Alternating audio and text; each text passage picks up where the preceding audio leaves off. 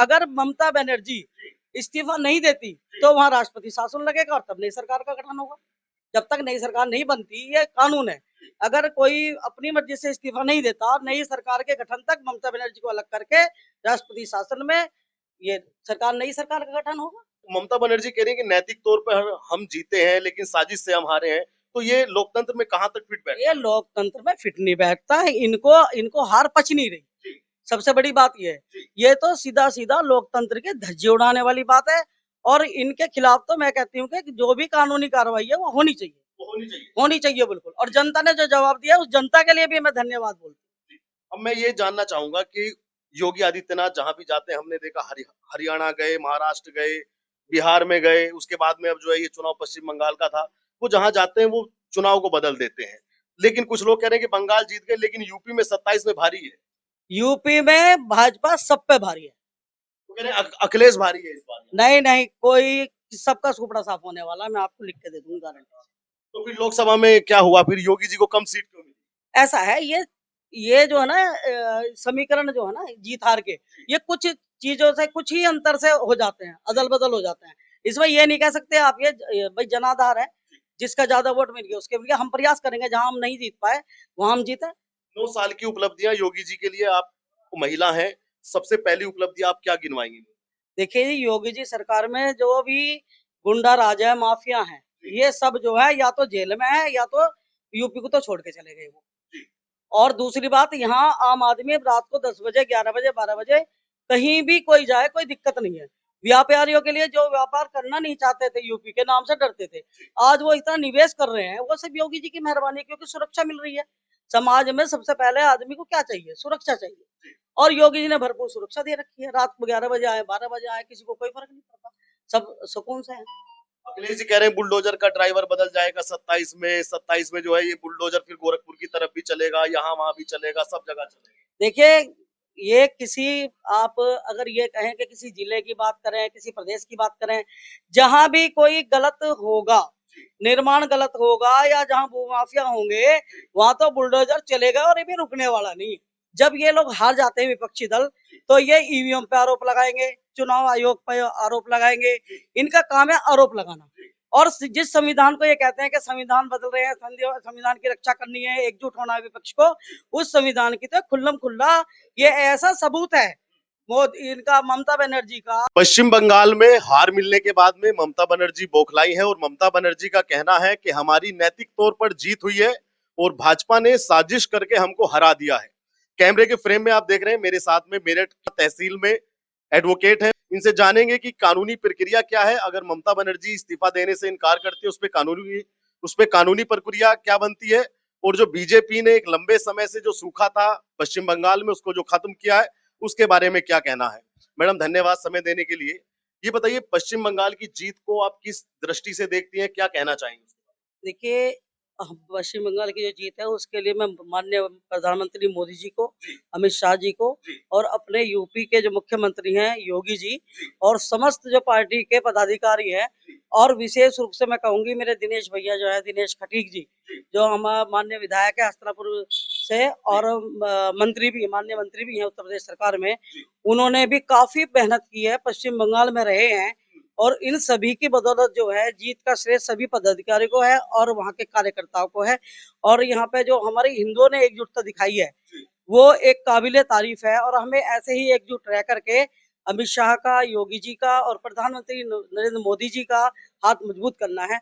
और ये स्पष्ट संदेश है कि आने वाले समय में भारतीय जनता पार्टी को रोक पाना मुश्किल है, क्योंकि वो एक ऐसी पार्टी है जो सबको साथ लेकर चलती है, सबका साथ, सबका विकास। और जो अंतिम पंक्ति में बैठा व्यक्ति है, उसके बारे में अगर कोई सोचता है तो वो भारतीय जनता पार्टी सोचती है। और रही बात हार की, जब ये लोग हार जाते हैं विपक्षी दल, तो ये ईवीएम पे आरोप लगाएंगे, चुनाव आयोग पे आरोप लगाएंगे। इनका काम है आरोप लगाना। और जिस संविधान को ये कहते हैं कि संविधान बदल रहे हैं, संविधान की रक्षा करनी है, एकजुट होना है विपक्ष को, उस संविधान की तो खुल्लम खुल्ला ये ऐसा सबूत है। मोदी, इनका, ममता बनर्जी का इस्तीफा ना देना ऐसा सबूत है जो इनके चेहरे को जनता के सामने स्पष्ट करता है। दूसरा, महिलाओं के लिए 33% आरक्षण जो बीजेपी लाना चाह रही थी, वो इस विपक्ष की वजह से नहीं हो पाया। ये विपक्ष जो हमारे, जो कांग्रेस, है, सपा समाजवादी पार्टी है या बसपा है, इनका सबका चेहरा एक है। इनको तुष्टीकरण की राजनीति करके अपने वोट बैंक साधना है, उल्टी सीधी बातें करनी है। इन्हें भारतीयता से, अखंड भारत से या नारी से या इस देश के विकास से कोई लेना देना नहीं है, केवल वोटों की राजनीति। और अगर ममता बनर्जी इस्तीफा नहीं देती तो वहां राष्ट्रपति शासन लगेगा और तब नई सरकार का गठन होगा। जब तक नई सरकार नहीं बनती, ये कानून है, अगर कोई अपनी मर्जी से इस्तीफा नहीं देता और नई सरकार के गठन तक ममता बनर्जी को अलग करके राष्ट्रपति शासन में ये नई सरकार का गठन होगा, बीजेपी का होगा। ममता बनर्जी कह रही है कि नैतिक तौर पर हम जीते हैं लेकिन साजिश से हम हारे हैं, तो ये लोकतंत्र में कहां तक फिट बैठता है? ये लोकतंत्र में फिट नहीं बैठता है, इनको हार पच नहीं रही। सबसे बड़ी बात ये तो सीधा सीधा लोकतंत्र के धज्जे उड़ाने वाली बात है। और इनके खिलाफ तो मैं कहती हूँ कि जो भी कानूनी कार्रवाई है वो होनी चाहिए, होनी चाहिए बिल्कुल। और जनता ने जो जवाब दिया उस जनता के लिए भी मैं धन्यवाद बोलती हूँ। अब मैं ये जानना चाहूंगा कि योगी आदित्यनाथ जहां भी जाते हैं, हमने देखा हरियाणा गए, महाराष्ट्र गए, बिहार में गए, उसके बाद में अब जो है ये चुनाव पश्चिम बंगाल का था, वो जहां जाते हैं वो चुनाव को बदल देते हैं। लेकिन कुछ लोग कह रहे हैं कि बंगाल जीत गए लेकिन यूपी में 27 में भारी है। यूपी में भाजपा सब पे भारी है। वो कह रहे हैं अखिलेश भारी है इस बार। नहीं, कोई सबका सुपड़ा साफ होने वाला, मैं आपको लिख के दे दूंगा गारंटी।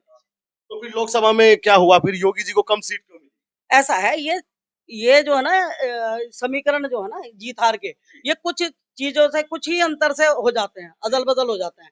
इसमें ये नहीं कह सकते आप ये भाई जनाधार है, जिसका ज्यादा वोट मिल गया उसके लिए हम प्रयास करेंगे, जहां हम नहीं जीत पाए वहां हम जीते।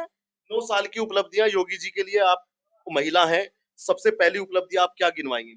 देखिए जी, योगी जी सरकार में जो भी गुंडा राज है, माफिया है, ये सब जो है या तो जेल में है या तो यूपी को तो छोड़ के चले गए वो। और दूसरी बात, यहाँ आम आदमी रात को 10 बजे, 11 बजे, 12 बजे कहीं भी कोई जाए, कोई दिक्कत नहीं है। व्यापारियों के लिए जो व्यापार करना नहीं चाहते थे, यूपी के नाम से डरते थे, आज वो इतना निवेश कर रहे हैं, वो सब योगी जी की मेहरबानी, क्योंकि सुरक्षा मिल रही है। समाज में सबसे पहले आदमी को क्या चाहिए? सुरक्षा चाहिए। और योगी जी ने भरपूर सुरक्षा दे रखी है। रात को 11 बजे आए, 12 बजे आए, किसी को कोई फर्क नहीं पड़ता, सब सुकून से है। अखिलेश जी कह रहे हैं बुलडोजर का ड्राइवर बदल जाएगा 27 में जो है ये बुलडोजर फिर गोरखपुर की तरफ भी चलेगा, यहाँ वहां भी चलेगा, सब जगह चलेगा। देखिए, ये किसी, आप अगर ये कहें कि किसी जिले की बात करें, किसी प्रदेश की बात करें, जहां भी कोई गलत होगा, निर्माण गलत होगा या जहां भूमाफिया होंगे, वहां तो बुलडोजर चलेगा और ये भी रुकने वाला नहीं है। रुकने वाला नहीं है। नहीं रुकने वाला। तो ड्राइवर भी नहीं बदलेगा, ड्राइवर भी वही रहेंगे, योगी जी रहेंगे। योगी जी रहेंगे, कोई नहीं बदलने वाला। इनके जो ख्वाब है ये ख्वाब ही रह जाएंगे। कुछ लोग कहते हैं कि आज ठोको शासन चलता है, बुलडोजर शासन चलता है, कि ये कानून की धज्जियां योगी जी ताक पर। तभी तो विपक्ष डरता है, विपक्ष डर नहीं रहा, जी। इसीलिए डरता है विपक्ष।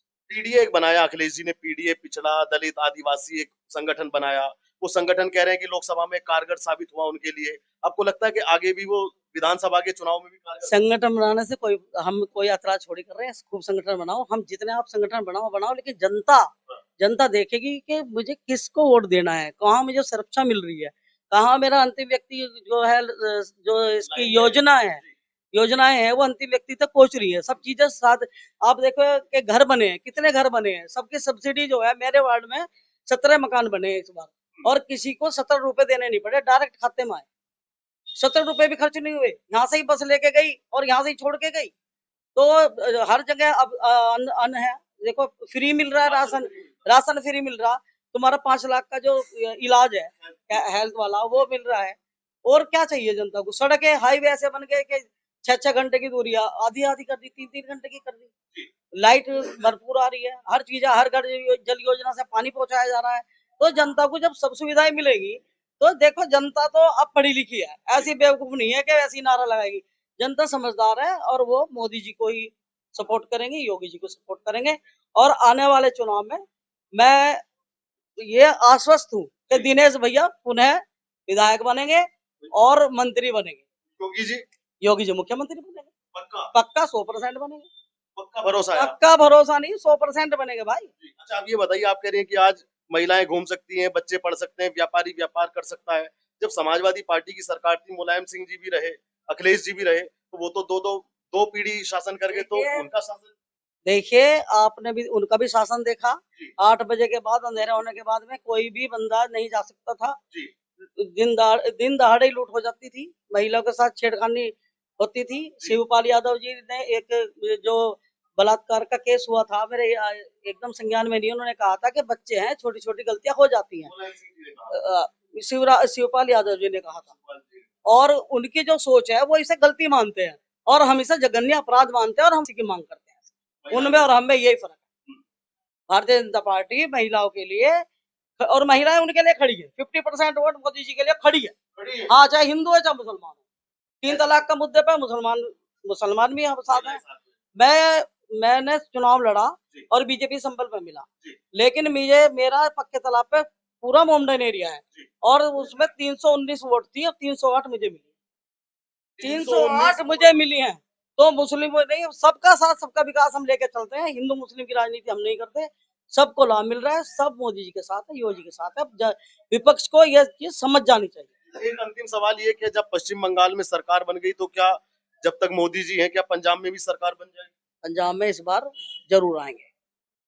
पंजाब में भी आएगी? सब जगह आएगी। अंग से बंग तक कमल ही कमल रहेगा। और हो ही गया। गंगोत्री से गंगा सागर तक आज भाजपा आ गई। ये श्री राम जी की भी तो कृपा है जो अयोध्या में राम मंदिर बना है।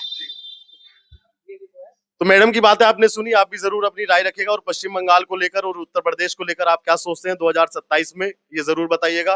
धन्यवाद।